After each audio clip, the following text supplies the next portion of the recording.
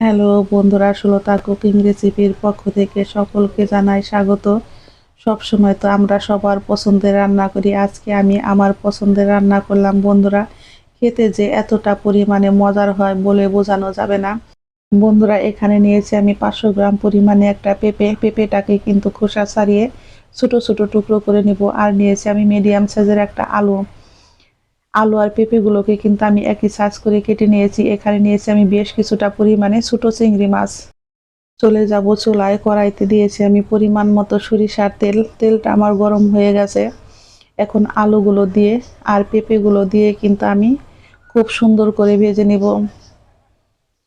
এমনভাবে ভাজবো যাতে নাকি 80% আমার রান্নাটা হয়ে যায়। এর মধ্যে আমি এখন দিয়ে দিব অল্প পরিমাণে একটু হলুদ আর লবণ।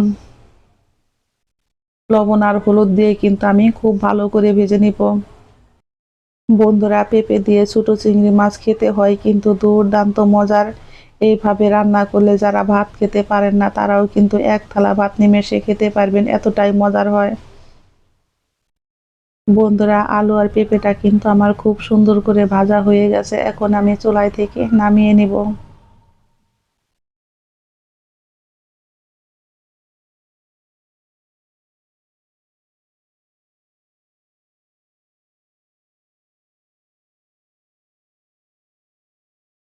আমি কড়াইতে আবারও দিয়েছি অল্প পরিমাণে একটু সরিষার তেল আর ফোড়নে দিয়েছি গোটা জিরে। ফোড়নটা আমার রেডি হয়ে গেছে। চিংড়ি মাছগুলোকে কিন্তু আমি লবণ হলুদ দিয়ে বেশ ভালো করে মেখে রেখেছিলাম 10 মিনিট। এখন কিন্তু আমি তেলে দিয়ে 1 থেকে 2 মিনিট এইভাবে একটু ভেজে নেব। এর মধ্যে এখন দিয়ে দেব কুচানো পেঁয়াজ 1 মুঠো পরিমাণে আর বেশ কিছুটা পরিমাণে কাঁচামরিচ চেরা। পেঁয়াজটাকে আমি 2 মিনিট ভেজে নিয়েছি। এখন এর মধ্যে দিয়ে দেব 1 চামচ পরিমাণে আদা রসুন বাটা। আদা রসুন বাটা দিয়েও কিন্তু আমি এইভাবে 1 থেকে 2 মিনিট এইভাবে একটু ভেজে নেব লো আছে। এগুলো আমার ভাজা হয়ে গেছে। দিয়ে দেব অল্প পরিমাণে একটু জল। এখন আমি এর মধ্যে দিয়ে দেব 1/2 চামচেরও কম হলুদের গুঁড়া আর দিয়ে দেব আমি 1/2 চামচ পরিমাণে ধনিয়ার গুঁড়া। আমি কিন্তু খুব বেশি মশলা ব্যবহার করব না, কারণ পেঁপের তরকারিতে খুব বেশি মশলা দিলে কিন্তু খেতে ভালো লাগে না। মশলাগুলো দিয়ে কিন্তু আমি বেশ ভালো করে এইভাবে কষিয়ে নেব যাতে মশলার কোনো কাঁচা গন্ধ না থাকে।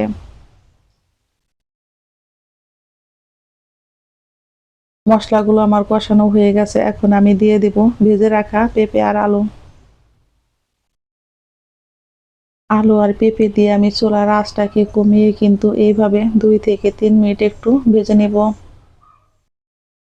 এখন আমি এর মধ্যে দিয়ে দিব অল্প পরিমাণে একটু জল। জলটা দিয়ে কিন্তু আমি খুব ভালো করে কষিয়ে নিব।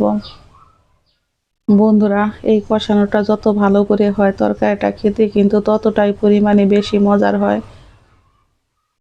আমার কিন্তু কষানোটা হয়ে গেছে। এখন এর মধ্যে দিয়ে দেব আমি অল্প পরিমাণে একটু চিনি। মিষ্টিটা দিলে কিন্তু এই তরকারিটা খেতে দুর্দান্ত মজার হয়।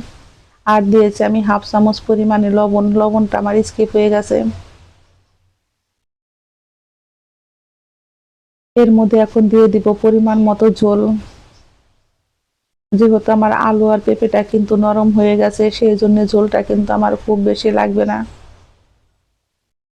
চুলার আঁচটাকে বাড়িয়ে আমি 4 থেকে 5 মিনিট ঢাকনা দিয়ে ঢেকে রান্না করে নিব।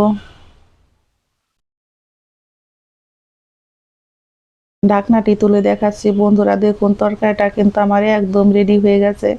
আলু আর পেঁপেটাও নরম হয়ে গেছে। এখন আমি এর মধ্যে দিয়ে দিব অল্প পরিমাণে একটু গরম মশলার গুঁড়ো আর দিয়ে দেব আমি 1/2 চামচ পরিমাণে ভাজা জিরার গুঁড়ো।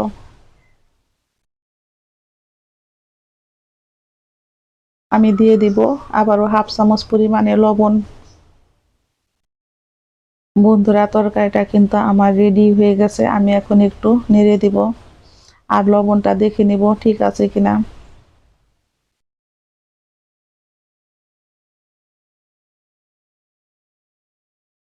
লবণটা কিন্তু একদম ঠিক আছে। আমি এখন চুলাই থেকে নামিয়ে নিব। ঝটপট তৈরি হয়ে গেল আমার আলু আর পেঁপে দিয়ে ছোট চিংড়ি মাছ রান্না। ভালো লেগে থাকলে অবশ্যই একটা লাইক কমেন্ট শেয়ার করতে ভুলবেন না। যারা আমার নতুন বন্ধু আছেন অবশ্যই এই চ্যানেলটিকে সাবস্ক্রাইব করে আমার পাশে থাকবেন। সকলেই ভালো থাকবেন, সুস্থ থাকবেন। আমি আবারও ফিরবো নতুন নতুন রেসিপি নিয়ে।